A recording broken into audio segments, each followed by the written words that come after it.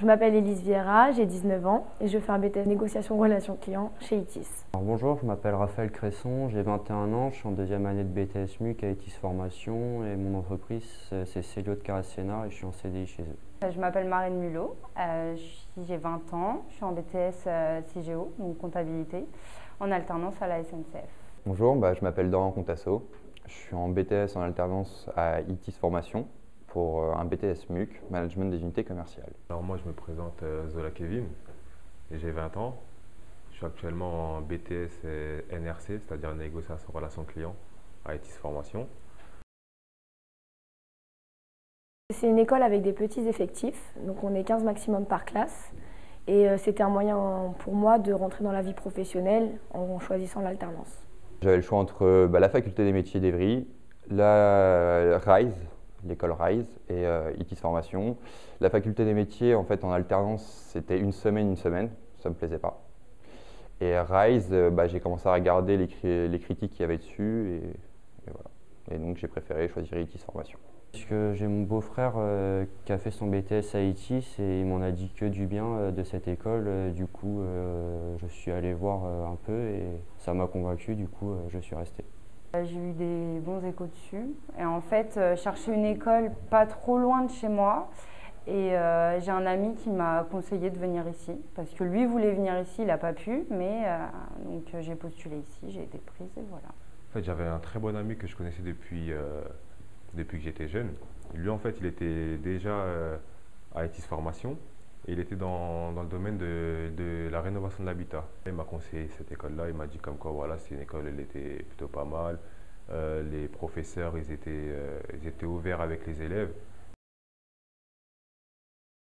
L'ambiance de travail est agréable, les professeurs aussi. Vu qu'on est en petit effectif, pour l'entraide, c'est beaucoup plus efficace. C'est que c'est une école déjà à taille humaine, donc qui vont privilégier l'humain que les sous et que le profit.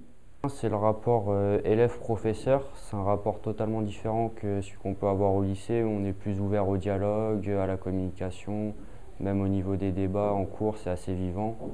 Et même au niveau du suivi, ils n'hésitent pas à nous donner leur numéro de téléphone ou leurs adresses mail pour que dès qu'on a un souci, on puisse communiquer avec eux et avoir les réponses le plus vite possible.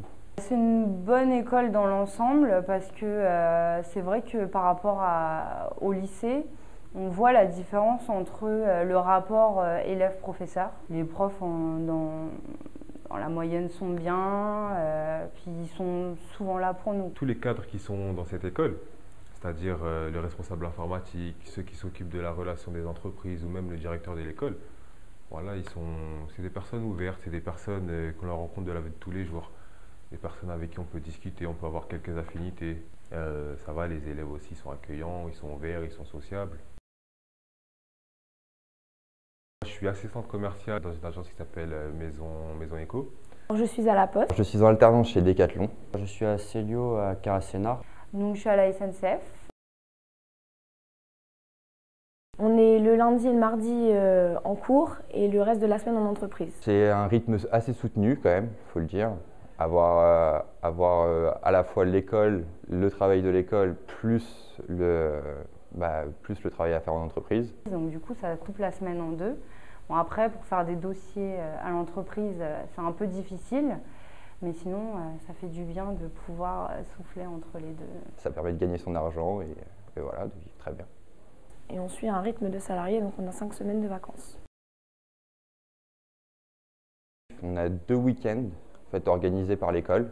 Au mois de février, on a un voyage tous les ans qui est organisé au ski.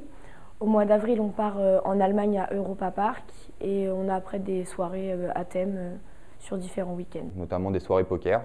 Donc soirée jeux vidéo, soirée Halloween, soirée poker. Après, il y a la soirée de fin d'année avec un DJ qui vient.